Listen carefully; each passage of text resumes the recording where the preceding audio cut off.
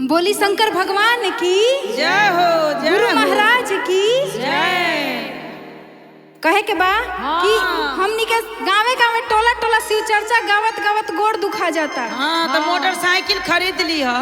आ गोर में छाला पड़ जाता। छाला तो पड़िए जाई। आ पूनम दीदी के तो पुतो भाई अंबानी कर से सैंडल लिया वो। हाँ हाँ का करबू। पूनम दीदी के तो पुतो बाड़ी घरे टाइम के भोजन मिल जाता। अरे रोज रात के सरसों तेल करुआ तेल पका के मालिश रात के जाता रही तो गोर में तेल मलाइए जाता। तो इनका कौन दुख बा? ना कोनो कोनो दुख नहीं के। दुख तो हमनी के बा काहे कि अभी लइका बड़ो के में बहुत सामान लागी। चर्चा करबू आ घरे घरे जाबू तो घर वाला डंडा से पिटबे न करी। हाँ चर्चा उर्चा छोड़ दो। घर में रह काहे पैर दुखाई। तू बुढ़ा गेलू तू ना छोड़लू तो अभी तो हम लइका फैका बाड़ी हमार तो पूरा उम्र बाकी बा। तो हमके तो गावे द अपना लागी जगह बना लेलू ऊपर हम ना बनाई बताओ। बनाओ बनाओ बनाओ जगह बनाओ जगह बनाओ पूरा नहीं के भइलो मत तो कैसे कहे के बा? कैसे? अरे ओखिया में बसल बाड़े गुरु के सूरतिया। अरे सखिया जय हो कि नैना में बसल बाड़े गुरु के सूरतिया। ए सखिया चर्चा करब दिन रतिया। ए सखिया चर्चा करब दिन रतिया। रे सिसिया चर्चा कर दिन रतिया। ए सिखिया हर नैना में बसल बाड़े गुरु के सूरतिया। ए सखिया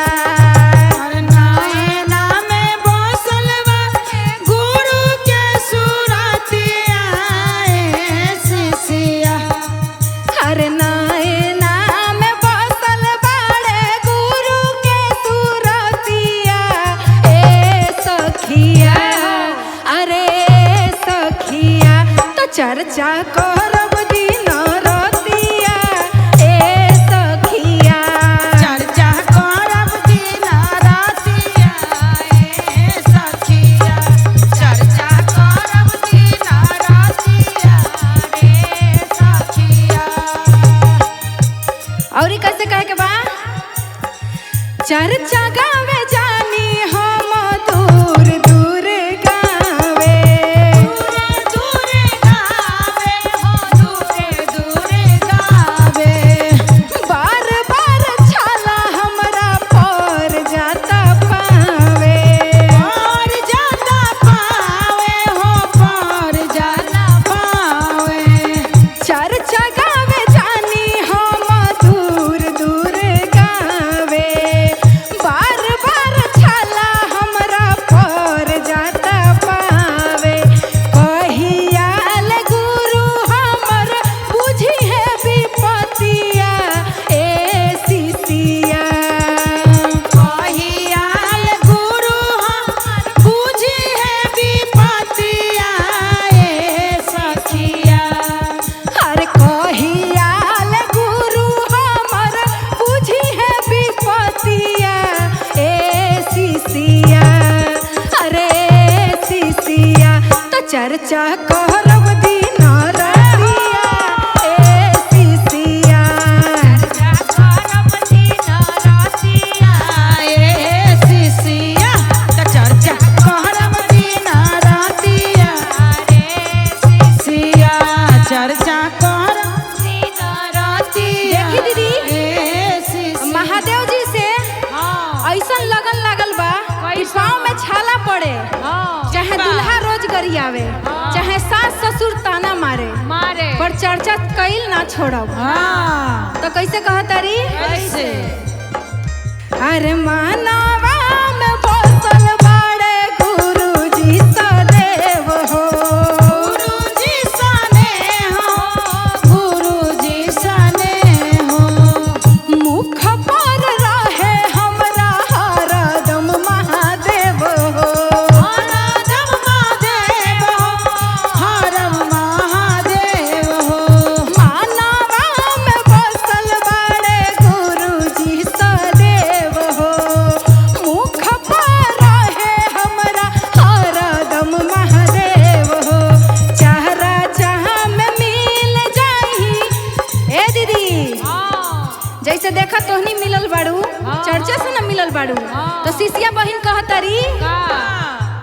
चारा चाम मिल जाई है सगर संहतिया ए सखिया। चारा चाम मिल जाई है सब गुरु बहिना ए सखिया। हर चारा चाम मिल जाई है धर्मेंद्र भैया ए शिक्षिया। अरे सखिया तो चर्चा करब दिन रतिया ए सखिया। करब दिन रतिया ए शिष्या। तो चर्चा करब दिन रतिया ए सखिया। चर्चा करब दिन रतिया ए सखिया। प्रेम से बोली शंकर भगवान की जय। सब गुरु बहिना की जय। गुरु भाई के चर्चा मत छोड़ी। सब गुरु बहिना ना बड़का छोड़ब। बड़का की बोली शंकर भगवान की जय हो। गौरा माता की नीलम दीदी हरेंद्र भैया की जय हो। देखी कितना सुंदर फटाफट में शिव चर्चा लागल बा। हमार बढ़िया बहिन सब गईली है, बहुत सुंदर सुंदर भजन गईली है। अब महादेव जी के बुलावे के बा, कैसे कहे के बा? कैसे? कि पुस के झोपड़ी आए शिव गुरु। जय हो खुशबू रानी बनो। पुस के झोपड़ी आए शिव गुरु आ माटी के मकनवा। जय हो। महादेव जी के कहे के बा, हे महादेव जी सब के महल अटारी देवेली रहुआ। केहू के एकदम राजा बना देले बड़ी, हमरा के सब भिखारिये बना देले बड़ी। तो महादेव जी से अर्जी लगावत तरी, कैसे कहत तरी कि हे महादेव जी, अरे वो राजा के घर में आवेली तो हमरा भिखारी बनबे तो हमरा घर में के आई? हमरो तोरा और बिनती सुनी। सुनी। तो कैसे कहे के बा कि पुस के झोपड़ी आए शिव गुरु आ माटी के मकनवा। तो चरे चकराए शिव गुरु। जय हो। आई आंगनवा। आइए शिव गुरु आइए। आई भाई कि पुस के झोपड़ी आए शिव गुरु माटी के मकनवा। उसके झोपड़ी आए शिव गुरु माटी के मकनवा। पुस के झोपड़ी आए शिव गुरु माटी के मकनवा। चर चकराई बंगनवा, चर चकराई बे शिव गुरु आई आंगनवा।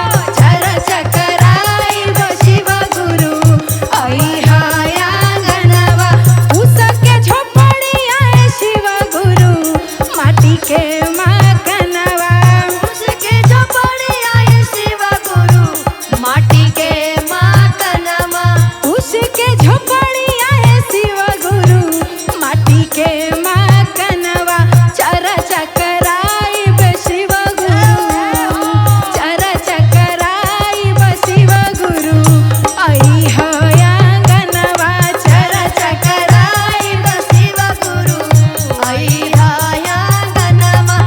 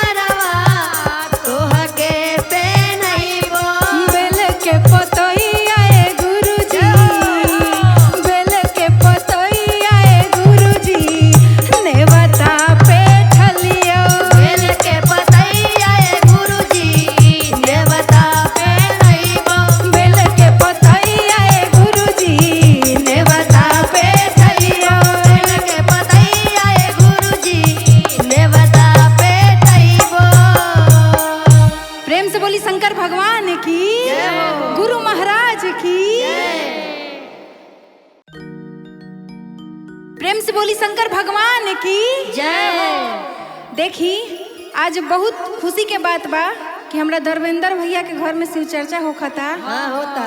आप सबके हूँ यहाँ आइल बाड़ी शिष्या बहिन बड़ी सुंदर के घर भी होता। एमे हमार पूनम दीदी, हाँ मधु दीदी, प्रियंका दीदी, एने कविता दीदी बैठल बाड़ी। सब बहुत सुंदर सुंदर भजन गईली हैं। हमू कुछ आइल बाड़ी सुनावे। सुनावा त बोल के सुनाइया ए बाछी एकदम कोशिश करेम कि दीदी से तनी मनी कमे बढ़िया गायम काहे कि दीदी तो हमार सुपर स्टार बाड़ी तो इनका जोड़ थोड़ी बा। हाँ दीदी दीदी दीदी थोड़ी केहू बन जाई, पूनम पांडे बन जाई। हाँ केहू ना बनी।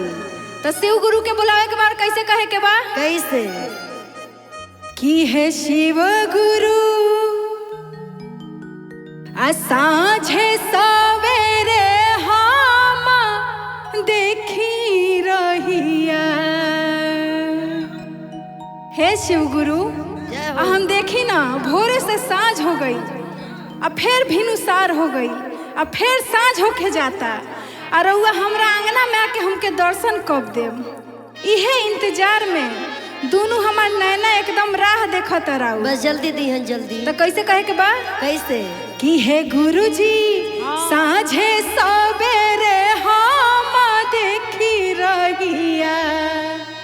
हे गुरुजी साँझे सवेरे हम देखी रहिया। अपना शिष्या के घरे बोलाइब कहिया। अपना शिष्या के घरे बोलाइब कहिया। हो गुरुजी साँझे सवेरे हम देखी रहिया। गुरुजी साँझे सवेरे हम देखी रहिया। हो अपना बेटिया के घरे बोलाइब कहिया। अपना बेटिया के घरे बोलाइब कहिया। हो अपना शिष्या के घरे बोलाइब कहिया। अपना शिष्या के घरे बोलाइब कहिया। गंगा जी के पनिया से चरण धोआई। चरण धोआइब हो चरण धोआइब। मिर्गा के छलावा पयासनी लगाई। आसनी लगाइब हो आसनी लगाइब। हो गंगा जी के पनिया से चरण धोआई। मिर्गा के छलावा पयासनी लगाई। औरी का अतना ना कि पिए खातिर हम देहब भोला पीसी भंगिया। पिए खातिर हम देहब भोला पीसी भंगिया।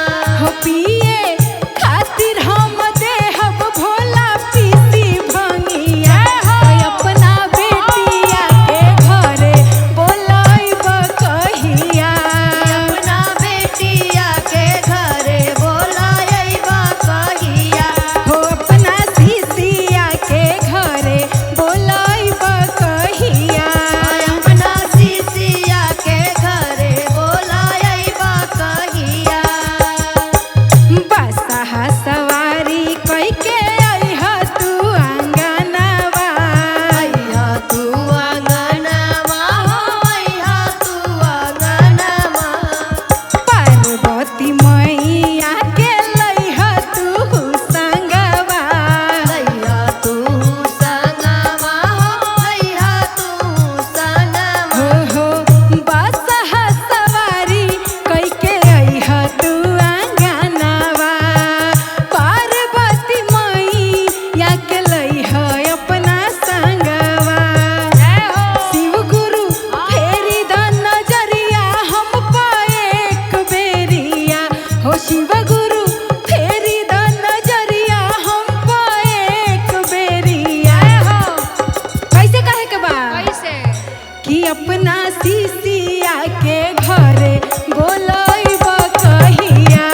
अपना शिष्या के घरे बोलाइब कहिया।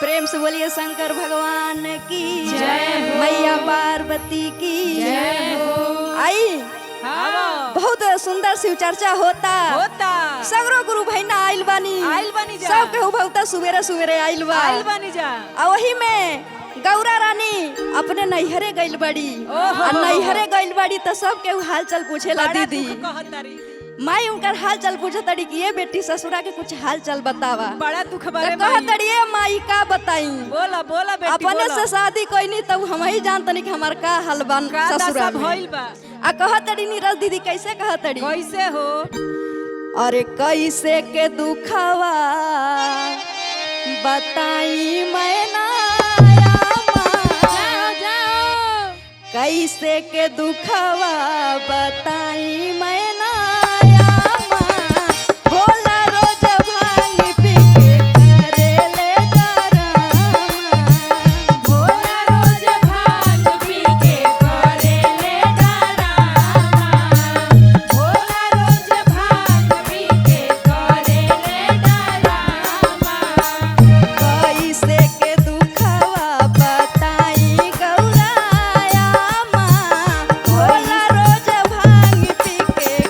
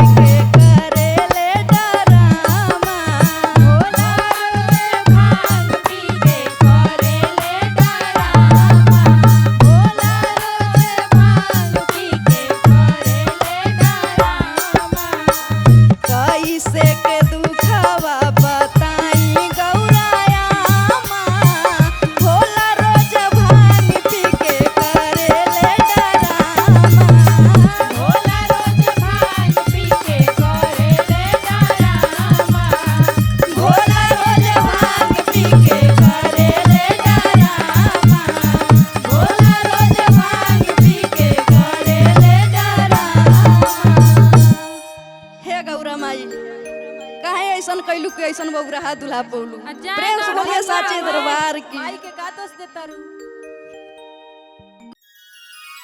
प्रेम से बोलिए शंकर भगवान की जय हो। मैया पार्वती की जय हो। नीलम दीदी हरेंद्र भैया की जय हो, जय हो। आई फिर से एगो गायक बा हाँ एगो हमरे जैसा नया नहर दुल्हन बाड़ी बाड़ी, बाड़ी। अपने राजा जी से कहतड़ी का कहता ए राजा जी हाँ। नीरज दीदी शिव चर्चा करौले बड़ी जाए के बा हाँ। आ एगो हरिहर साड़ी ला दे अरे ले आ दो ना आ कैसे कहतड़ी कैसे हो ले आदि हरी साड़ी ए राजा ले आदि हरी साड़ी ए सैया